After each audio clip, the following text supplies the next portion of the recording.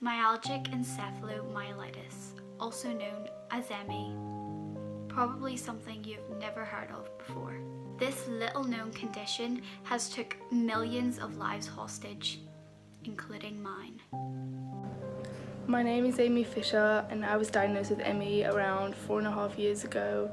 Some of the symptoms include fatigue, just no matter how much you sleep, no matter what you do, just this tiredness that won't go away, like feeling like your muscles are like heavy and jelly-like and weak, like you can't hold yourself up, light sensitivity, sound sensitivity, a lot of pain, and so much more. But there's some of the worst ones. I'm Eleanor, I'm 19, and after a year and a half of being ill, my doctor suspected it could be ME in January 2017. It then took me 11 months to see a specialist where it was confirmed. A bad day for me is when I literally can't move my legs, I have to stay in bed all day. I sleep all day, but still wake up exhausted. So yeah. Hi, my name is Debbie. I first started experiencing extreme fatigue in 1999. In 2001, I finally mentioned it to my doctor. He told me it's just what happens as people age. I was 37 years old at the time. After years of continuously telling my doctors about my extreme fatigue, sleeping through entire weekends, falling asleep at my desk at work, sleeping more than 10 hours a day, I was finally diagnosed with CFS in 2010. In the last part of 2011, I had my first major CFS relapse, which sent me to the ER. There I was told my inability to get out of bed, stand up, form coherent sentences was a result of my CFS ME. First time I had heard ME, myalgic encephalomyelitis. After spending 3 weeks in bed, I started to do some research on ME, discovering it's real. Since then, I have still not found a doctor who knows about or believes in ME. I provide these doctors with literature about the disease and links to websites so that they can have an understanding of the disease they're supposed to be treating me for. But they are unwilling or unable to follow through and march on with their misunderstanding of ME. They do continue to try and thrust medication after medication on me to deal with my symptoms, but with their refusal to learn about my disease, it is up to me to do the research on the medications and on my disease. Being a doctor is hard, but having to be your own doctor with brain fog when doing a daily task is near impossible. My name is Pamela, and I was diagnosed with ME in 2016. It took a year and a half when my symptoms began to be diagnosed. I'd say the hardest symptom with ME is wanting to do something so badly but not even having the energy to think about it, let alone actually doing it. Hi, I'm Catherine, I'm 15 and I've had ME since I was 7. I currently can't walk further than like a couple of steps. I can't really eat properly. I've developed other issues and it took around 2 years ago to get diagnosed, so it's the time since I was 7 till about 13.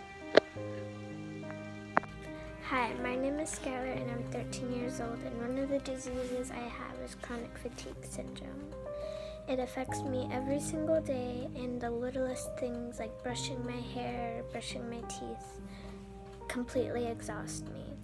On a bad day, talking can just wind me, or sitting up could be too much and stuff like that. And on a good day, I'll be able to walk to the bathroom without completely winding myself. And yeah. Hi, I'm Martina and I'm 14. I'm currently in hospital and I suffer with CFS. I find that being positive helps me get through the day. It's really hard when your friends are going out doing things that you think you should be doing because you're a teenager and you can't. One thing that really helps me is the spoon theory. So, spoon theory is an easy way to explain to healthy friends and family about your energy levels.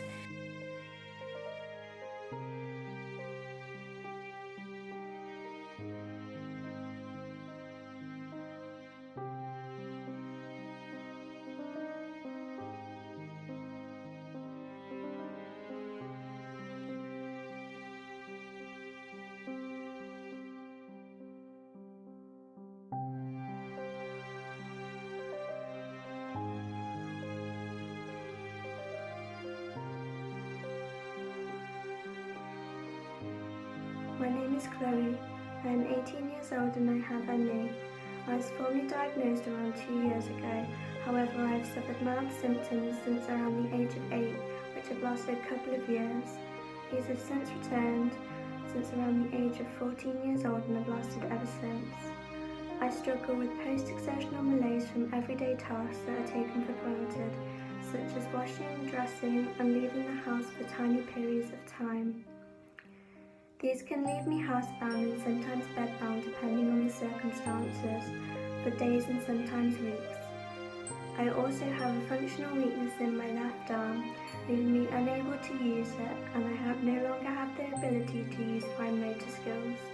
This means I can no longer write, affecting my education to some extent.